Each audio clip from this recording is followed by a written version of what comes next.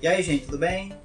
Nesse vídeo a gente vai falar sobre o projeto de pesquisa, tá certo? A gente vai falar desde o processo do início do projeto, de onde ele surge, como que ele surge, por que um projeto de pesquisa, até chegar na estrutura do projeto de pesquisa. O primeiro ponto, né? O que é um projeto de pesquisa? O projeto de pesquisa, se vocês forem verificar na bibliografia sobre esse tipo de conteúdo, vocês vão encontrar várias definições técnicas, né, definições mais teóricas sobre o que seria um projeto de pesquisa. Mas no final das contas, um projeto de pesquisa nada mais é do que um plano. É um plano de pesquisa, planejamento que você faz para executar uma pesquisa no futuro. Simples assim, tá certo? Como é que surge um projeto de pesquisa? De onde é que surge, né? A maior dificuldade que as pessoas têm, né, em fazer um projeto de pesquisa é, na verdade, porque elas tendem a partir de um problema que não existe. O problema é que eles tentam criar para poder, a partir daí, desenvolver um projeto de pesquisa. E isso dificulta tudo. O que acontece? Como eu já falei, o projeto de pesquisa é um plano de pesquisa a ser realizado no futuro. Ele pode, na verdade, ser realizado ou não, tá bom? Mas ele é um plano de algo a ser feito no futuro. Todo projeto de pesquisa, na verdade, toda pesquisa parte de um problema.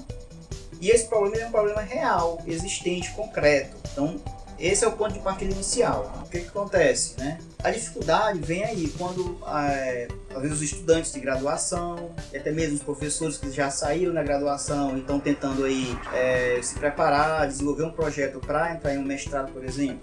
Às vezes existe uma certa dificuldade em identificar esse problema. E aí, quando se tem essa dificuldade de identificar o problema real que existe, aí as pessoas tendem a inventar um problema.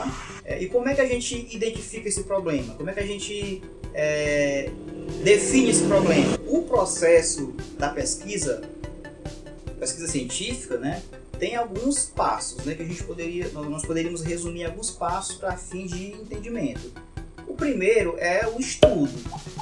Então, quanto mais estudo eu tenho, quanto mais conhecimento eu tenho sobre um determinado assunto que eu tenho interesse, um tema que eu tenho interesse, mais fácil vai ser de eu identificar esse problema, de eu definir melhor esse problema. Por exemplo, então um detalhe, esse conhecimento, essa fase inicial, que é de estudo, de conhecimento prévio sobre o que eu quero pesquisar, sobre o que eu quero fazer um projeto de pesquisa, esse conhecimento ele pode vir tanto de um estudo acadêmico, quanto também da prática. Por exemplo, professor de educação básica no estado do Ceará, está em sala de aula lá no Fundamental 1, no Fundamental 2. Ele sabe que essa lógica de avaliação externa é um problema, tem sido um problema para a educação no Ceará. Então ele tem esse conhecimento mais ou menos sobre esse problema pela prática dele.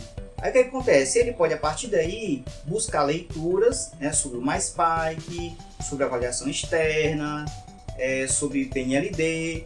E essas leituras, que é um conteúdo mais sistematizado, mais teórico, vai juntar com o conhecimento de prática que ele tem sobre esse problema, vai permitir que ele defina melhor esse problema, que ele tenha mais precisão sobre o problema para o qual ele vai desenvolver um projeto de pesquisa e futuramente executar esse projeto de pesquisa procurando uma possível solução para esse problema. E na verdade é isso, né? A pesquisa científica, ela busca, o objetivo maior é encontrar uma possível solução para um problema existente, um problema real. Então, assim, qual é o caminho da pesquisa, né? O caminho da pesquisa é o seguinte: primeiro, esse momento de estudo, né? E aí na verdade, momento de conhecimento prévio, que pode ser tanto conhecimento de prática como conhecimento acadêmico.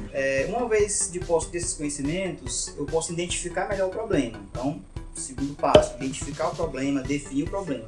Lembrando que é um problema real, um problema que existe concretamente na sociedade. Depois que eu identifico o problema, eu vou construir um projeto de pesquisa para estudar, analisar melhor esse problema dentro de um contexto, para buscar uma possível solução para esse problema. Esse é o terceiro passo, que aí é a construção do projeto em si. Próxima fase é eu executar o projeto. Um projetinho feito, agora eu vou executar o projeto.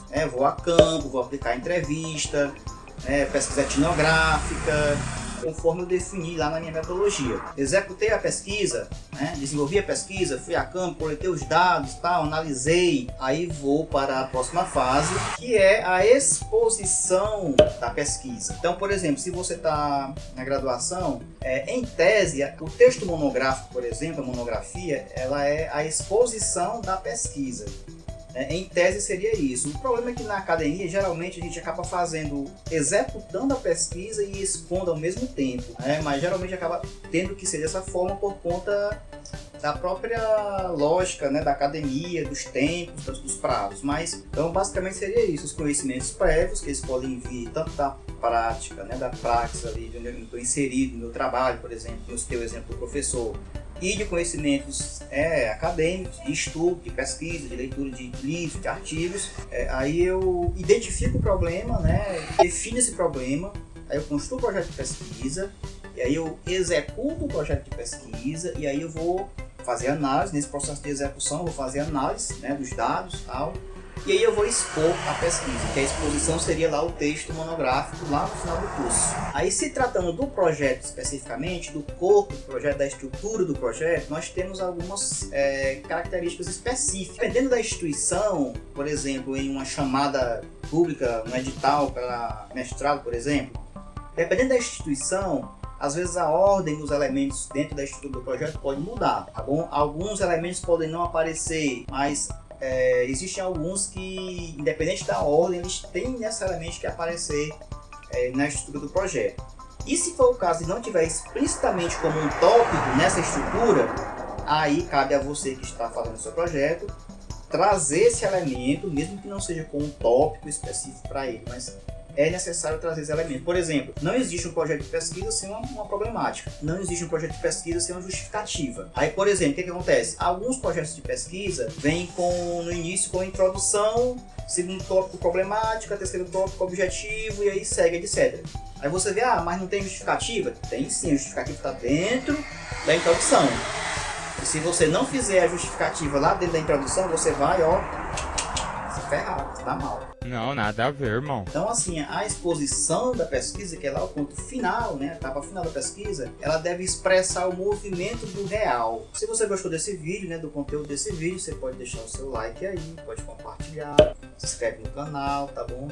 Essa série de vídeo, ela é muito interessante, principalmente para quem é professor de educação básica, né, e está interessado aí em entrar no mestrado, fazer um projeto para entrar no mestrado.